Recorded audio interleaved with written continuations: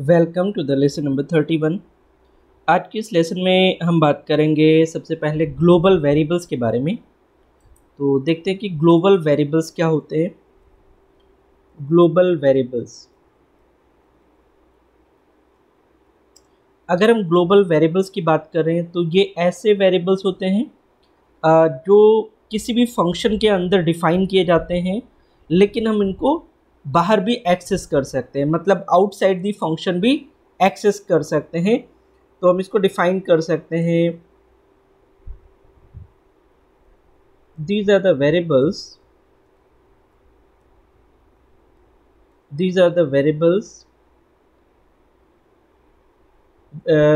which can be accessed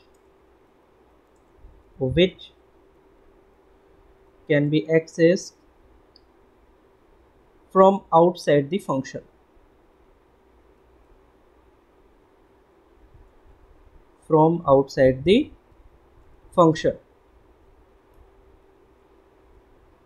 तो जैसे हम बात करें, यहाँ पर कोई भी फंक्शन है हमारा,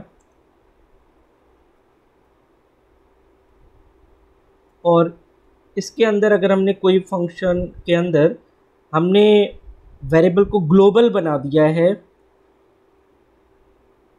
जैसे x को हमने ग्लोबल बना दिया, अब इस फंक्शन के अंदर जो ये वेरिएबल है इसको हम बाहर से भी एक्सेस कर सकते हैं, राइट। तो इस वेरिएबल को हम बाहर भी एक्सेस कर सकते हैं। This is the concept of the global variables. तो इस पर एक प्रोग्राम बना करके देखते हैं कि कैसे हम लोग इस पर प्रोग्राम्स बना सकते हैं और उसको कैसे एक्सेस कर सकते हैं। इसको प्रैक्टिकल करके देखते हैं।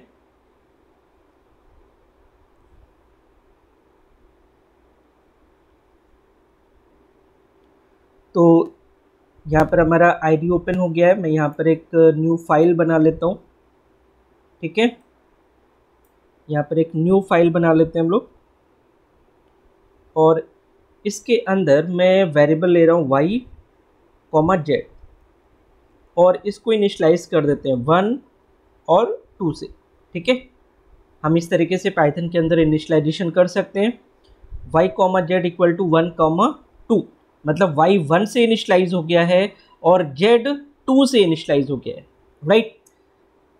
उसके बाद में एक फंक्शन हम लोग बनाते हैं यहाँ पर, जैसे हमने बनाया डेफ, इसका नाम रख लेते हैं ऑल अंडरस्कोर ग्लोबल के नाम से,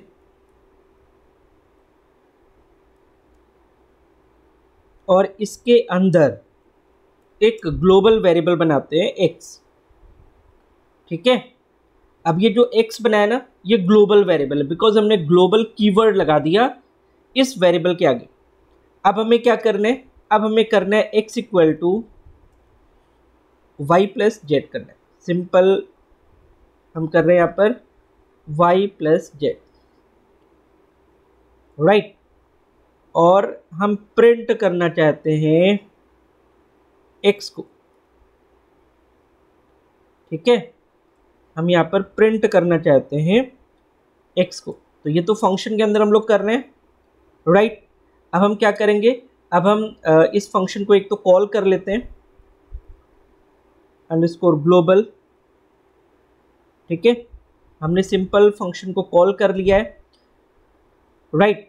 अब हम क्या चाहते हैं, अब हम इस जगह पर जो हमारा ग्लोबल वेरिएबल ऊपर फंक्शन के अंदर डिफाइन है उसे यहाँ भी कॉल करना चाहते हैं, यहाँ भी एक्सेस करना चाहते हैं।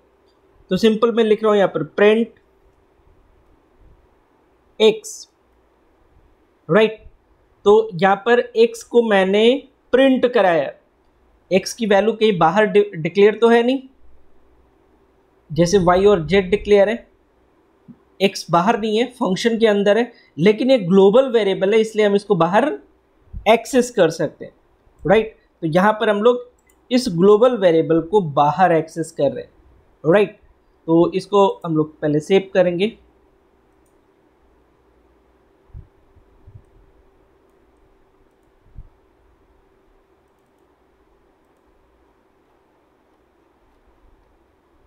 इसको हम लोग कर लेते हैं फाइल 77.py,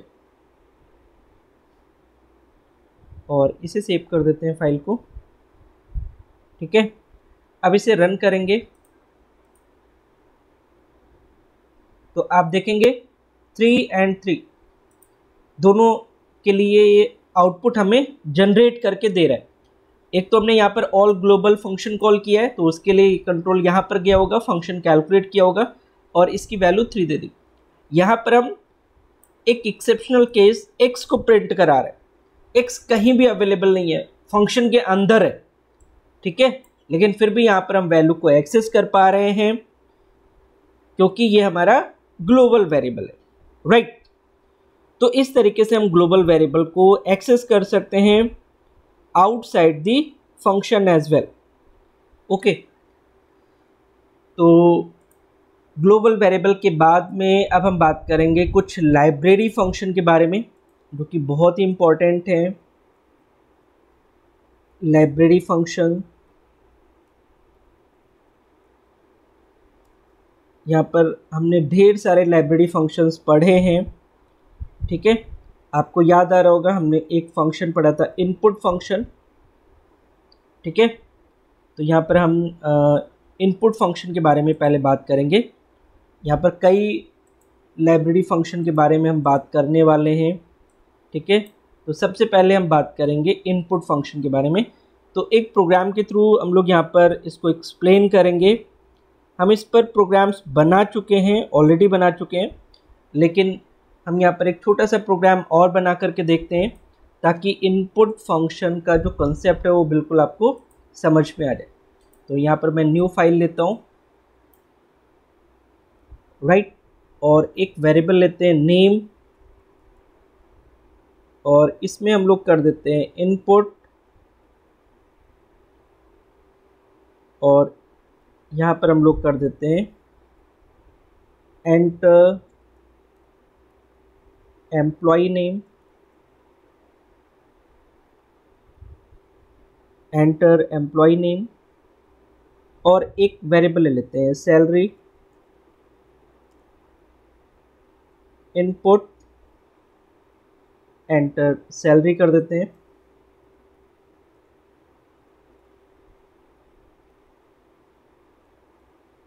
एंटर सैलरी। यहाँ पर एक और वेरिएबल ले लीजिए, कंपनी ले लेते हैं, input enter company name,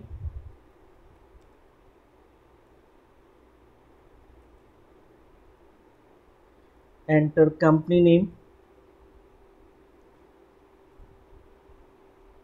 right, तो अब हम इसकी डिटेल्स को प्रिंट कर सकते हैं। तो यहाँ पर हम प्रिंट कर रहे हैं। सबसे पहले हम लोग नेम प्रिंट करेंगे, तो आप ऐसे लिख सकते हैं नेम कॉमा, उसके बाद में हम लोग सैलरी को प्रिंट करेंगे। हम यहाँ पर पहले मैसेज दे देते हैं नेम सैलरी और कंपनी।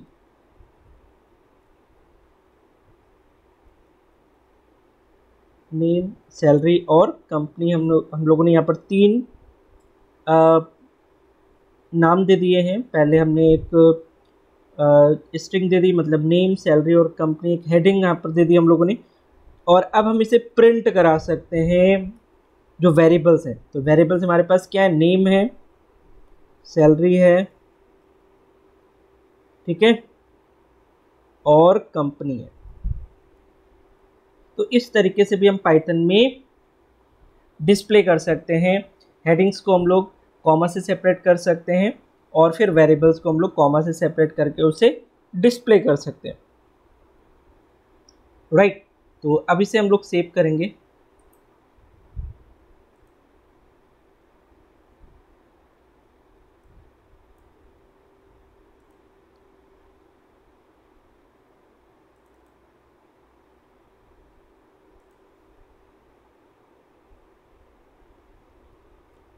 फाइल 78.py के नाम से सेव कर देते हैं और इसे रन करेंगे। तो आप देख रहे हैं यहाँ पर ये आपसे पूछ रहा है एंटर द एम्प्लॉय नेम। तो यहाँ पर हम लोग रख लेते हैं अमन। सैलरी 45,000 कर देते हैं, कंपनी नेम HCL कर देते हैं। ठीक है, तो अब आप देखिए नेम, सैलरी, कंपनी, नीचे आ गया अमन 45,000 और HCL। तो इस तरीके से हम लोग यहाँ पर इसे डिस्प्ले कर सकते हैं। तो ये इनपुट फंक्शन का एक एग्जाम्पल है जिसे हम लोग यहाँ पर यूज़ कर सकते हैं, राइट। इसके बाद में एक बहुत ही पॉपुलर फंक्शन है, that is the print function. तो प्रिंट फंक्शन के बारे में भी आपको पता है, लेकिन हम लोग यहाँ पर एक प्रोग्राम बना करके देख लेते हैं। सेकेंड जो हम लोग का वो है प्रिंट फंक्शन। ठीक है, प्रिंट फंक्शन भी बहुत इम्पॉर्टेंट है, हम लोग अभी तक यूज़ करते आ रहे हैं प्रिंट फंक्शन को। अभी आप इसी प्रोग्राम की अगर बात करें तो इसमें भी हम लोगों ने ये प्रिंट फंक्शन यूज़ करा हुआ है। ठीक है ना, तो इसको करने की ज़रूरत नहीं है।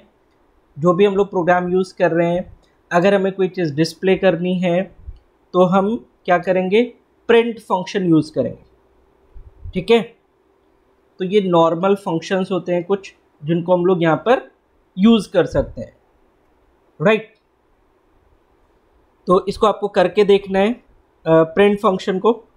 इसके बाद में एक और फंक्शन है eval फंक्शन। एक और फंक्शन है हमारे पास यहाँ पर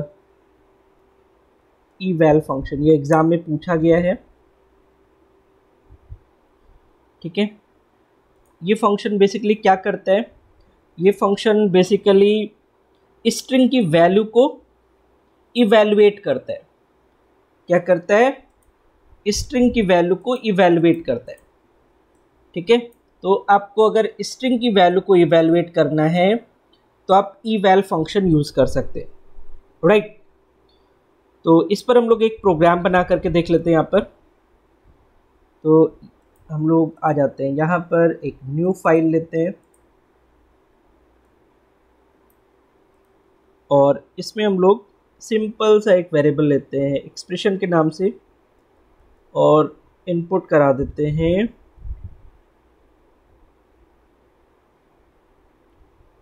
कोई भी फॉर्मूला। हम यहाँ पर लिख देते हैं एंटर द फॉर्मूला। ठीक है, एंटर द फॉर्मूला। और जो फंक्शन है हमारा eval फंक्शन, उसको हम लोग यहाँ पर कॉल करेंगे और इसके अंदर हम लोग एक्सप्रेशन को एज ए पैरामीटर पास कर देंगे और ये हमें इवैल्यूएट करके देगा जो भी एक्सप्रेशन हम लोग यहाँ पर लिखेंगे। तो अगर मैं इसको सेव करूँ इस फाइल को,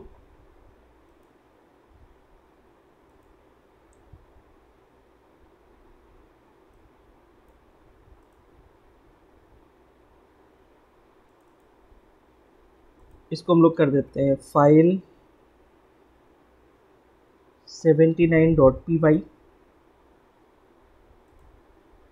ठीक है, और इससे अगर हम लोग रन करें यहाँ पर,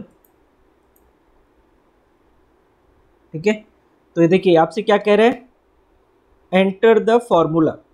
तो सपोज मैं एक फॉर्मूला एंटर करना चाहता हूँ, प्रिंट हेलो वर्ल्ड सिंपल। मैं इसे क्या कह रहा हूँ, हेलो वर्ल्ड प्रिंट कर दो। ठीक है, तो ये पूरा का पूरा जो स्टेटमेंट है ना, ये क्या होगा, ये eval के अंदर चला जाएगा, यहाँ पर इस पैरामीटर में आ जाएगा प्रिंट हेलो वर्ल्ड। ठीक है, अब मैं अगर इसको एंटर करूँगा तो क्या होगा, ये आपको हेलो वर्ल्ड प्रिंट करके दे देगा। मतलब आप जो भी चीज़ उसके अंदर एंटर करेंगे एज ए फॉर्मूला, वो उसे आपको डिस्प्ले करके दे देगा। ठीक है, तो इस तरीके से हम लोग यहाँ पर eval फंक्शन यूज़ कर सकते हैं। एक छोटा सा और एग्जांपल अगर हम यहाँ पर देखें, मैं इसी को एक न्यू फाइल के लिए बना लेते हैं।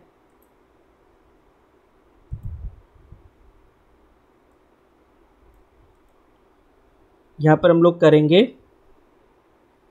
फ्रॉम मैथ इंपोर्ट करेंगे सारी जो लाइब्रेरीज हैं, मैं एस्टिक लगा रहा हूँ, और इसमें हम लोग प्रिंट करेंगे eval dir।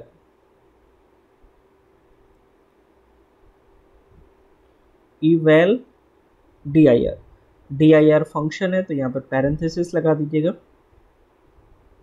और इसे हम लोग बंद कर देते हैं। ठीक है, तो ये सारी डायरेक्टरीज को यहाँ पर डिस्प्ले करेगा। अगर मैं इसको सेव करूँ,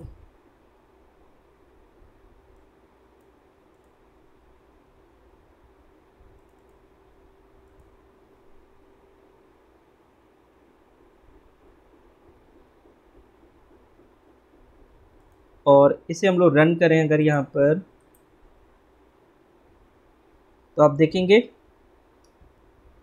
यहाँ पर सारी लाइब्रेरीज को ये डिस्प्ले करेगा, जितनी भी डायरेक्टरीज उसके अंदर अवेलेबल है मैथ फंक्शन के अंदर। राइट, तो इस तरीके से हम लोग eval फंक्शन यूज कर सकते हैं एज पर अवर रिक्वायरमेंट। राइट, अब हम बात करेंगे कुछ स्ट्रिंग फंक्शंस के बारे में। ठीक है, स्ट्रिंग फंक्शंस भी काफ़ी हेल्पफुल हैं और हम उन्हें यूज़ करते हैं, मैक्सिमम यूज़ करते हैं। ठीक है, तो मैं यहाँ पर बात करूँगा स्ट्रिंग फंक्शंस के बारे में। ठीक है, तो कुछ बिल्ट इन फंक्शंस हैं, जैसे मैं सबसे पहले बात करता हूँ काउंट फंक्शन की। ठीक है, ये क्या है, ये एक इनबिल्ट फंक्शन है स्ट्रिंग के लिए और ये काउंट करने के काम आता है, काउंट कर सकते हैं। ठीक है, तो अगर मैं इस पर एक प्रोग्राम बना करके हम लोग अगर देखें, तो मैं यहाँ पर एक नई फाइल लेता हूँ और काउंट फंक्शन पे एक प्रोग्राम हम लोग बनाते हैं। तो यहाँ पर एक वेरिएबल ले लीजिए, जैसे txt वेरिएबल ले लेते हैं और इसमें हम लोग लिख देते हैं लाल बहादुर शास्त्री।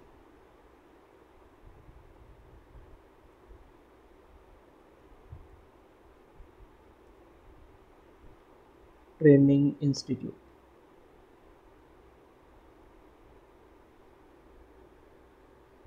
ठीक है, लाल बहादुर शास्त्री ट्रेनिंग इंस्टीट्यूट, एक टेक्स्ट मैंने यहाँ पर डाल दिया। ठीक है, और अब मैं क्या करना चाहता हूँ, मैं एक और वेरिएबल बनाता हूँ x और उसके अंदर मैं कर देता हूँ txt डॉट काउंट। ठीक है, txt डॉट काउंट और मैं कर देता हूँ इसके अंदर शास्त्री को काउंट कर लेते हैं। ठीक है, और यहाँ पर हम लोग प्रिंट कर लेंगे x को। ठीक है, मैं इसे सेव करूँगा।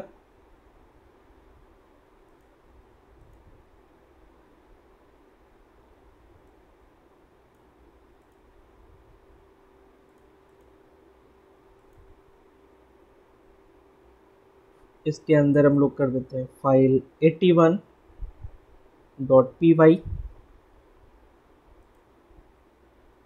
और इसे रन करते हैं। तो यहाँ पर आउटपुट क्या आ रहा है, 1। ठीक है, मतलब हमने सिंगल वर्ड को यूज़ किया है, तो यहाँ पर हम सिंगल वर्ड यूज़ कर सकते हैं। तो इस तरीके से अगर हमें कोई चीज़ काउंट करनी है, राइट, तो हम उसे काउंट कर सकते हैं। इसी तरीके से एक और फंक्शन आता है, that is the find function. अगर हमें कोई चीज़ फाइंड करनी है तो हम फाइंड फंक्शन लगा सकते हैं। ये लाइब्रेरी फंक्शंस हैं स्ट्रिंग के, ठीक है। तो अगर हमें कोई चीज़ फाइंड करनी है तो जैसे हम लोग एक छोटा सा प्रोग्राम बनाते हैं और इसमें हम लोग यहाँ पर txt लिख देते हैं और इसमें एक मैसेज डाल देते हैं, वही हम लोग इंस्टीट्यूट का नाम डाल देते हैं।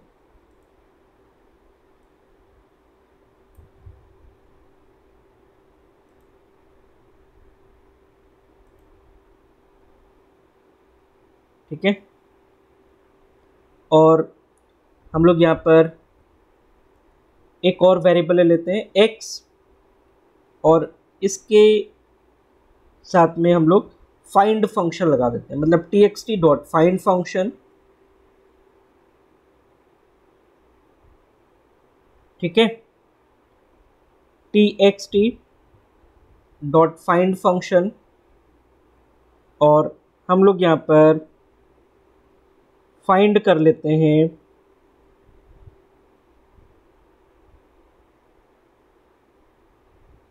जैसे शास्त्री। ठीक है,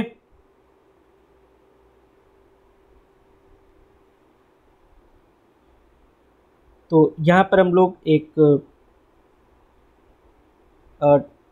टेक्स्ट के अंदर एक वर्ड को फाइंड करते हैं और मैं इसको प्रिंट करूँगा।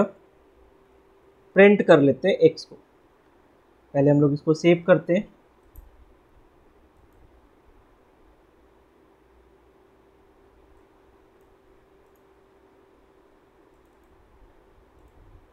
यहाँ पर इससे हम लोग कर देंगे 82.py और इसे रन करेंगे तो आप देखेंगे यहाँ पर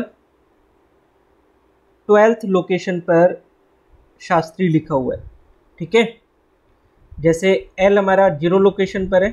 ठीक है, 1 2 3 4 5 6 7 8 9 10 11 एंड 12 आप काउंट करेंगे। एल से स्टार्ट करिएगा, एल को 0 इंडेक्स पे रखिएगा और देखेंगे एस जो आ रहा है शास्त्री जो स्टार्ट हो रहा है ना वो 12th लोकेशन से स्टार्ट हो रहा है, 12th इंडेक्स से स्टार्ट हो रहा है। ठीक है, तो आप फाइंड कर सकते हैं किसी भी वर्ड को किसी भी टेक्स्ट के अंदर, राइट। तो इस तरीके से हम लोग ये सारे लाइब्रेरी फंक्शंस हैं जो स्ट्रिंग से रिलेटेड है, आपको इनके प्रोग्राम्स बना करके देखने हैं। ये सारे प्रोग्राम्स आपको करने हैं। ठीक है, अभी हम लोग कुछ और फंक्शंस के बारे में बात करेंगे। आज के इस लेसन में हम लोग इतना ही रखते हैं। मिलते हैं कल एक नए लेसन में। So thank you so much for watching this lesson. Thank you.